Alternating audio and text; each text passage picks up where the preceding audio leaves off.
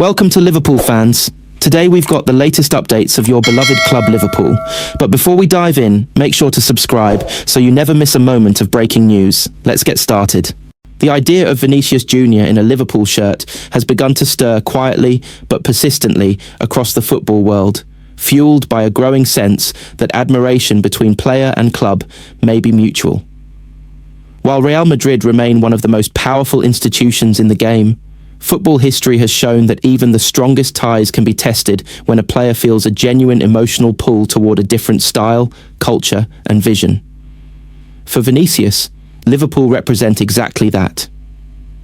Those close to the Brazilian forward suggest that he has long admired the way Liverpool play the game. The intensity, the pace, the collective responsibility, and the emotional connection between players and supporters all resonate deeply with him. Liverpool's brand of football, built on courage, verticality, and relentless pressure, mirrors many of the qualities that define Vinicius as a player. It is not just about attacking freedom, but about attacking with purpose, aggression, and rhythm. That identity has caught his attention. There is also a personal layer to this admiration. Vinicius grew up watching Premier League football and was particularly aware of Brazilian players who made their mark at Anfield. Philippe Coutinho, one of his countrymen and a player he respects greatly, left a lasting impression during his time at Liverpool. Coutinho's influence, creativity, and the way he was embraced by the Anfield crowd left a strong image in the minds of younger Brazilian talents. Vinicius has spoken privately about how Coutinho's journey showed that Liverpool is a place where flair is not only accepted, but celebrated. Liverpool's interest in Vinicius is not accidental. Recruitment staff and senior figures at the club have tracked his development closely for years, impressed not only by his explosive pace and directness, but by his evolution into a decisive, resilient attacker capable of carrying responsibility on the biggest stages.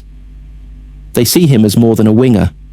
They see him as a figure who could define an era, a player who embodies the modern Liverpool forward with speed, bravery, and relentless drive.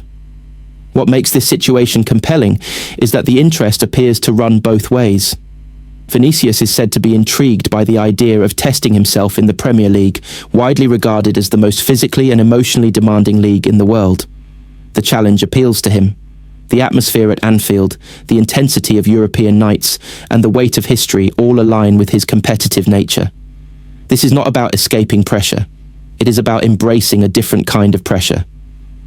At Real Madrid, Vinicius has achieved extraordinary success, but the environment is unforgiving.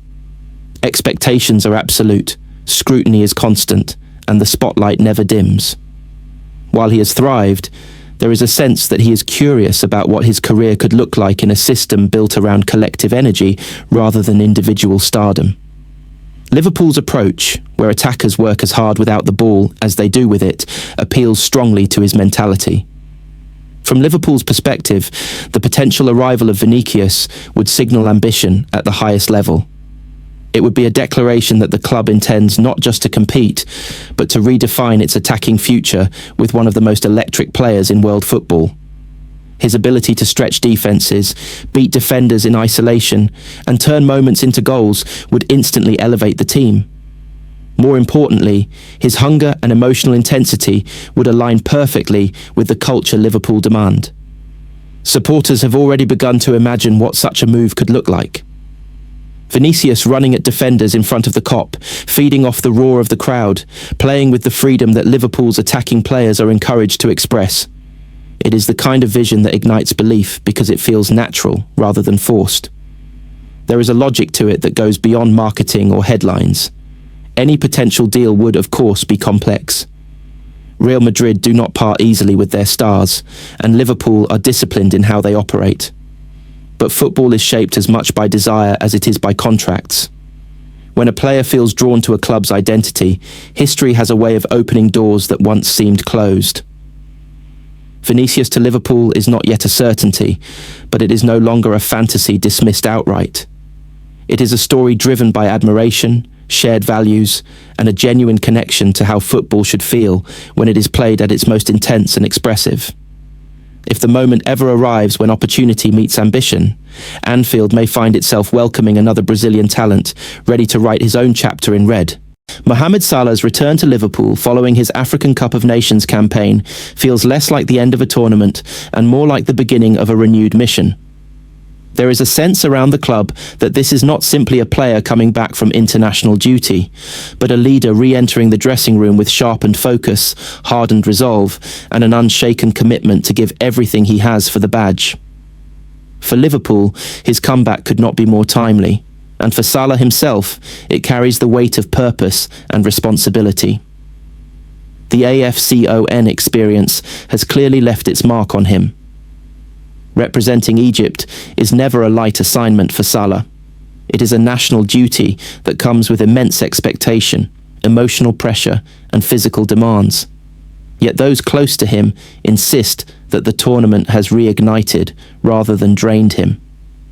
Training ground observers have noted a renewed intensity in his movements, a sharpness in his touches, and a hunger that feels familiar but newly refined. This is a Salah who has returned not tired, but transformed. Liverpool's medical and performance staff have been quietly encouraged by his condition. Despite the heavy minutes and travel, Salah has come back physically strong and mentally alert. His recovery work during and after the tournament has been meticulous, reflecting the professionalism that has defined his career. There is a noticeable edge to him, a readiness to attack challenges with the same ferocity that made him one of the most feared forwards in world football. He is not easing his way back in. He wants the ball, he wants responsibility, and he wants to lead. Inside the squad, Salah's presence has immediately lifted standards. Younger players speak of the way he trains, the intensity he demands from himself and others, and the quiet authority he carries. His return has brought clarity to the attacking structure, restoring a focal point that Liverpool have sometimes lacked in his absence. When Salah is on the pitch, roles become clearer, movement becomes more decisive, and belief spreads naturally through the team. For Salah, this return is deeply personal. He understands that his future, his legacy, and his relationship with Liverpool supporters are all under scrutiny. Speculation about his long-term role has followed him relentlessly, yet those distractions seem to have had the opposite effect. Rather than distancing himself, Salah has doubled down on his commitment. His message to the club and to the fans is not delivered through words, but through effort. He wants to be decisive again, to be the player Liverpool turn to when the pressure is highest. Tactically, his comeback offers Liverpool renewed balance and threat. Salah's ability to stretch defences, exploit narrow spaces and punish hesitation remains as lethal as ever. Opponents must once again plan specifically for him, altering their defensive shape and attention. That alone creates space for others, elevating the collective rather than just the individual. His understanding of timing, angles and finishing has not dulled. If anything, it appears more precise, sharpened by